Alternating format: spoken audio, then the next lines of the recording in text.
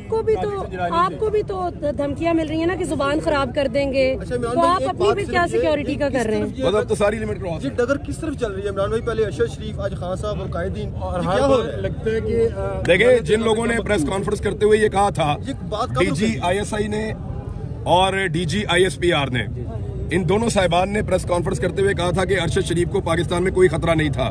मैं आज उनसे पूछना चाहता हूं कि अरशद शरीफ के पास तो एक सिक्योरिटी वाला भी नहीं था।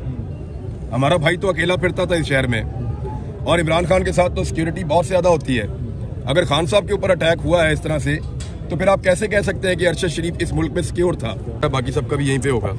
तो उनको बताया गया कि जी आपके लोग यहाँ इलाज हो रहा है। वो सिक्योरिटी वाला भी मुझे मिला लड़का, उसको नीचे से लेके यहाँ तक उसको 4 गोलियां लगी हुई हैं। अच्छा।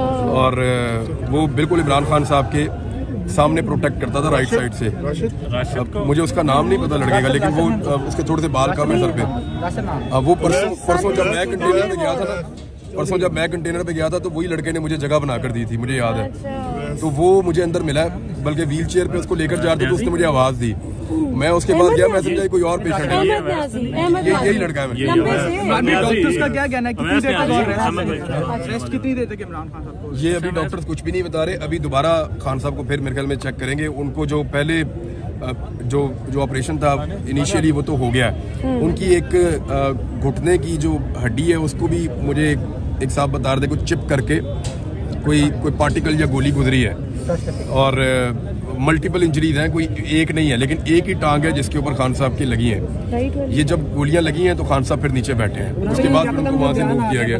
एकदम बयान आ गया। अच्छा, ये जो बयान आया ना, इसके बारे में मैं आपको बता देता हूँ। इस पे बहुत तशवीश है अंदर। IG पंजाब भी था, CCPO लाहौर भी था, वज़ीर आला पंजाब भी था।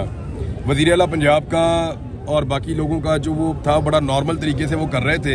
उसके बाद जो PTI के लोग वहाँ मौजूद थे, बतौर सहाफ़ी मैंने भी कहा कि ये कैसे हो सकता है कि इतने हाई प्रोफाइल केस के अंदर आप एकदम जो है वो एक बंदे का बयान आप वायरल कर दें।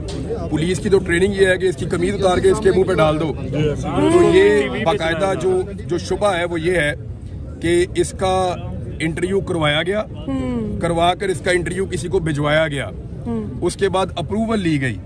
अप्रूवल लेने के बाद इस इंटरव्यू को जारी किया गया। It's a big game. बाकायदा तोते की तरह रटाया हुआ इंटरव्यू था उस बंदे का, और ऐसा कभी नहीं होता, ऐसा कभी नहीं होता। मुझे आप बताएं कि कब ऐसे हाई प्रोफाइल हमले के बाद मुलजिम को पकड़ के उसका इंटरव्यू लिया गया? खान साहब हॉस्पिटल नहीं पहुंचे, उसका इंटरव्यू ऐसा कभी नहीं होता। इमरान खान साहब के हॉस्पिटल पहुंचने से पहले उसका इंटरव्यू इन्होंने वायरल किया है। ये डेलिबरेटली किया है, और ये पूरी की पूरी अंदर जो तरीके इंसाफ की क़यादत थी, या अंदर जो उनकी फैमिली के लोग हैं, या इवन अंदर जो पंजाब गवर्नमेंट के ऑफिशियल्स हैं और पुलिस है, वो सारे इस बात पे हैरान थे। IG पंजाब इसको गोल करना चाह रहे थे कि जी अभी तो देखें ना, जिन्होंने पकड़ा है उन्हीं को कैसे मुअत्तल किया जा सकता है। मैंने फिर IG पंजाब से वहाँ पे बाकी लोगों ने भी ये गुजारिश की कि जनाब जो पकड़ा वो ड्यूटी थी, और ये जो काम किया ये क्राइम है। ये जो काम है ये तो क्राइम है ना। कैसे हो सकता है कि इतने हाई प्रोफाइल केस के अंदर आप एक बंदे को गिरफ्तार करें, और गिरफ्तार करने के बाद फौरी तौर पे आप उसका एक इंटरव्यू करें, और उस इंटरव्यू में आप साबित करें कि ये मामला सिर्फ इमरान खान और इस बंदे के दरमियान है, बीच में तीसरा कोई इन्वॉल्व नहीं है। आप साबित करने की कोशिश कर रहे हैं कोई हैंडलर नहीं है, आप साबित करने की कोशिश कर रहे हैं कोई सहूलतकार नहीं है। तो आपको 3 नाम मिल गए सबको, जो इमरान खान साहब के साथियों ने आकर दिए स्टेटमेंट में। क्या क्या नाम दिए हैं अंदर जो डिस्कस हुआ? हाँ जी, कौन कौन है? मेजर फैसल, हाँ, मेजर जनरल फैसल, उनका नाम दिया है, और शहबाज शरीफ का नाम दिया, और राणा सनाउल्लाह का।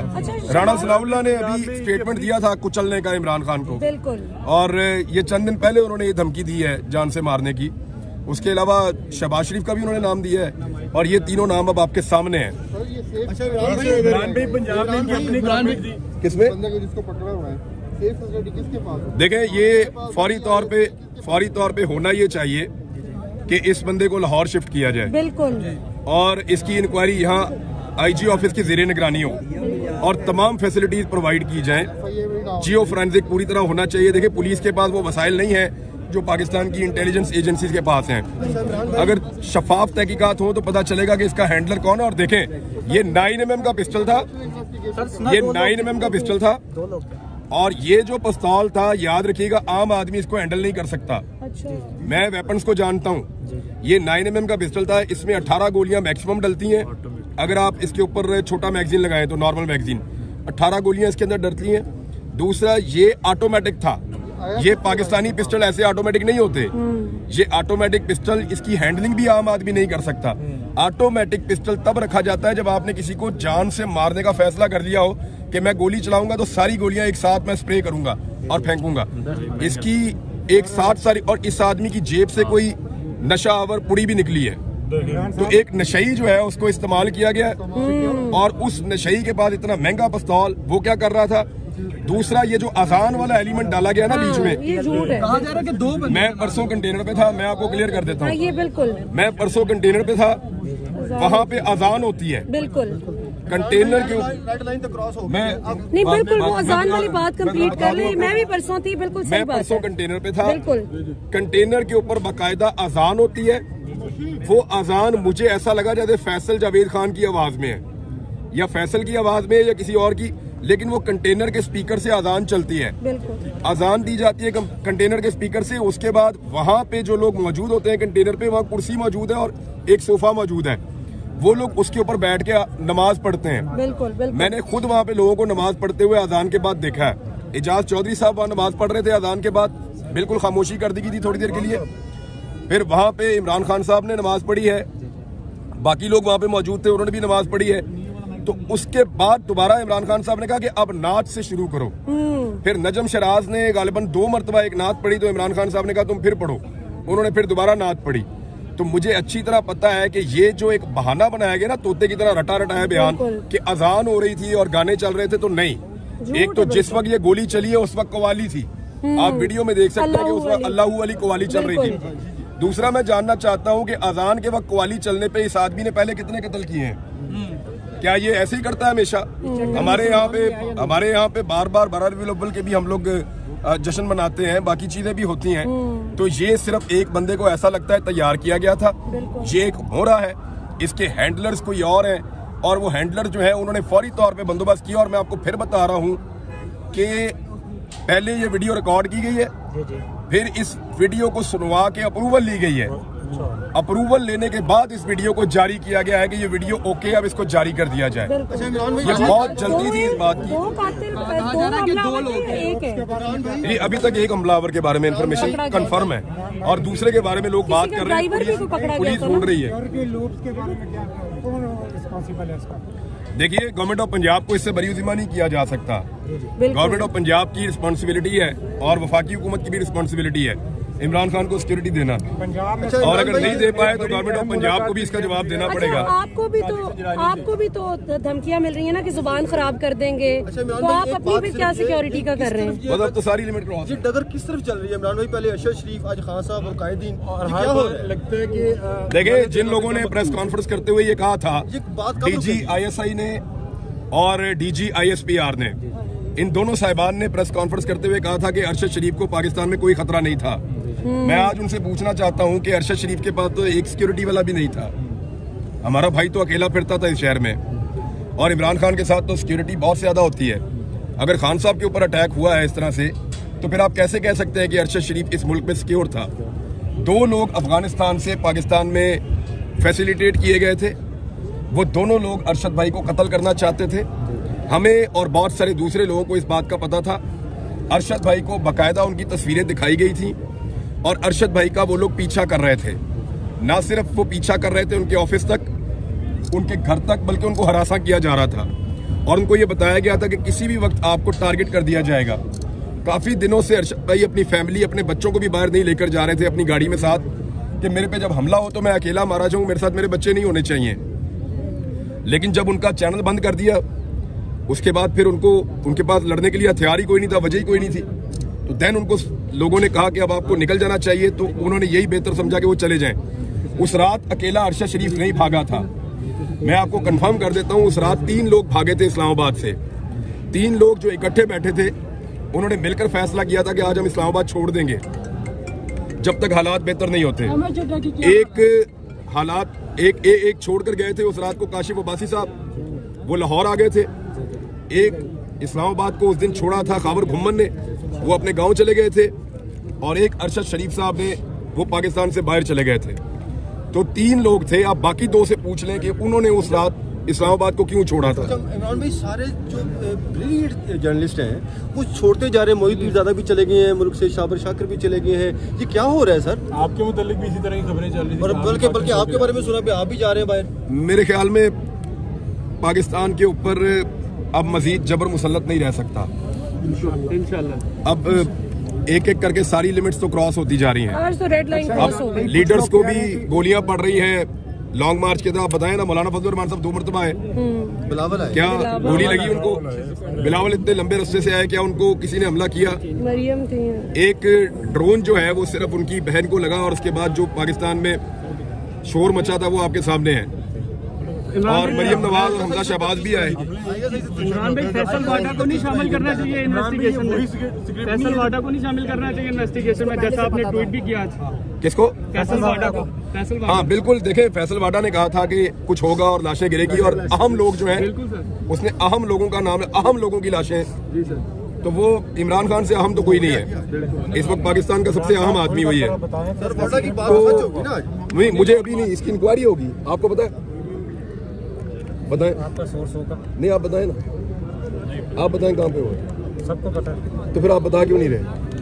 हम आपसे सुनना चाहते हैं। नहीं, आप बताएं, आप बता क्यों नहीं रहे? हम आपसे सुनना चाहते हैं। हम आपसे सुनना चाहते हैं, आप बताएं। देखिए नहीं, हम आपसे सुनना चाहते हैं। देखो, आपको पता है तो आप बताएं। आप बताएं ना किसने मारा? नाम लेना। आप नाम लें।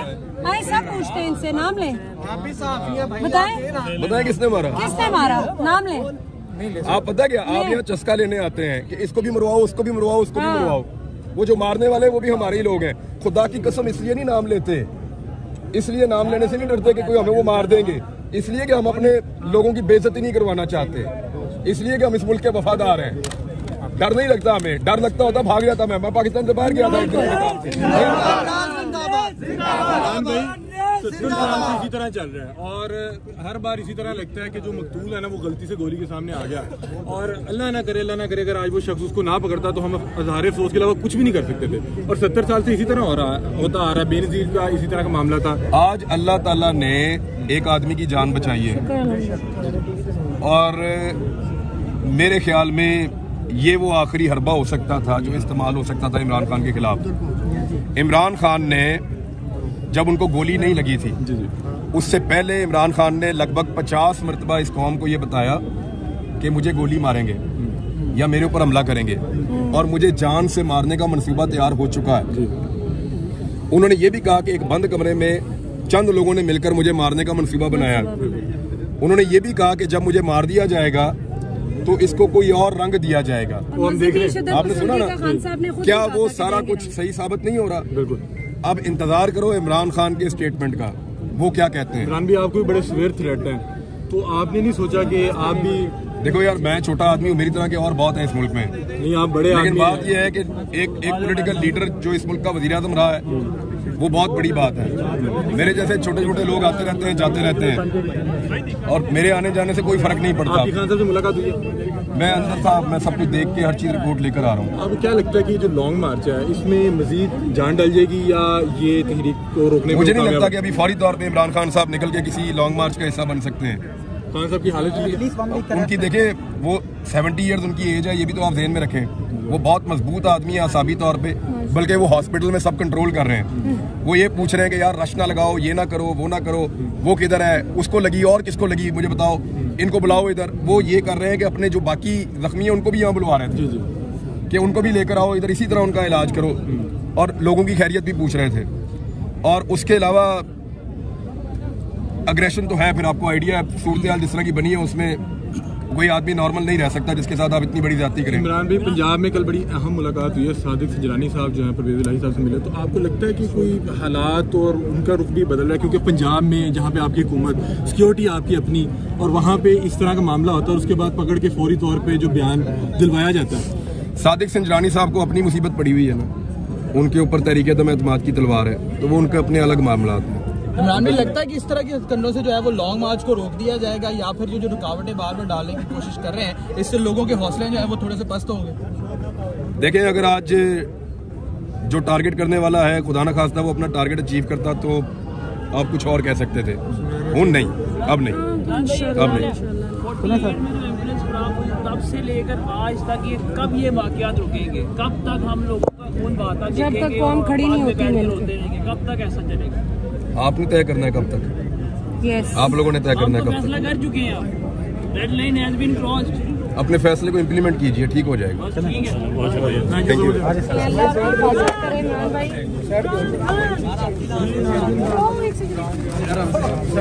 नहीं बच्चा गाड़ी देना किसी को निकलना नहीं मैं इधर ही आप इधर